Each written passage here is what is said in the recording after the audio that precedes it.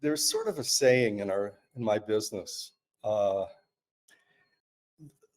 more is less. Mm. Okay. By that I mean, I see, I mean, don't get me started. I see certificates that are they're comical, where people will get gold embossed seals. I don't know where they get these things. I don't know if they steal them or manufacture them themselves, but they'll come from the Royal Highness and her personal, they belong to a country. And this, I'm not going to give away any countries, but this happens in the Middle East a lot, where you see these crazy certificates. And people think by including as much information in a sheet of paper as possible, it looks official. This is a good thing. And it doesn't work like that. It's entertaining. I mean, it's not funny, but I can't help but laugh at these things. It's like, where did you get this? How'd you come up with this? And the storytelling, the relatives, the families who own these things, and the name dropping, and it's a comedy of errors. Basically, when it comes to authenticity, are we talking about Andy Warhol, or are we talking in general? Just go for it, What- Richard.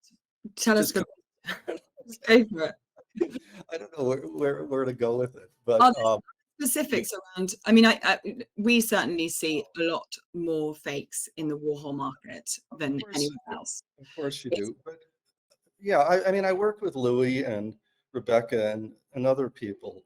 In other words, we've worked out something that I think is very effective, where Louis is offered a print by a client, and most things are good, but you sure don't want to get one that's bad. And Louis will run it by me, and we do a quick check. Let's confirm everything. And occasionally Louis will get me an image. Let's say it'll be a Mick Jagger, a Warhol Mick Jagger. Well, as most people know, what was so unique about those prints was that they were signed by Andy and they were signed by Mick, which was I mean, when they first came out, my guess is they were selling better among rock memorabilia collectors than Warhol collectors. I mean, these things were fantastic, and they look better as time goes on, in my opinion. I think they're great. But anyway, so Louis will send me the image, and I'll double check both signatures. We'll check the dimensions, we'll check the colors, we'll check, again, provenance. Where did this thing come from? I mean, everything comes from somewhere.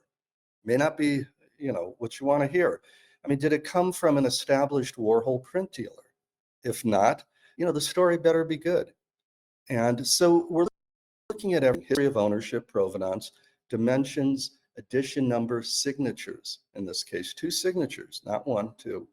And you come to the conclusion, okay, we're good to go here. Then it's offered.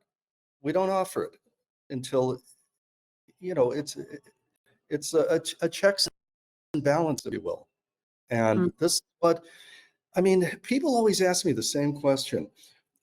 How do you know something's authentic? How do you know it's safe to buy it? And it's always the same answer. Know who you're dealing with.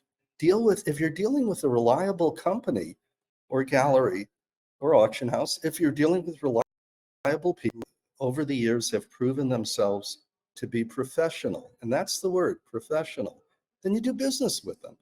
And mm. then, obviously there are all the other intangibles. Are you treated well? Are their prices good? Do they do everything they say they're going to do? And this is what separates the good companies from the ones that are just amateurs. And it's important because most of what you deal with in this business is amateur behavior. And you get into this because the art world's unregulated and it gets very comfortable. When I started authenticating art, I remember my wife said to me, she goes, well, how long is this going to last? Aren't you going to run out of, things to authentic? How many fakes are out there? And I said, you have no idea. It's endless. And as the Mm. art becomes more valuable, the the number of bad actors out there they grow exponentially. I mean, it just never ends. Already we're seeing, I'll keep this brief, but already because there are all these great Basquiat paintings coming up on the market in the next month or so, I've had an influx of Basquiat business. You just see how these events trigger things. Mm. Um, there was a Warhol series on Netflix that seemed to bring in business.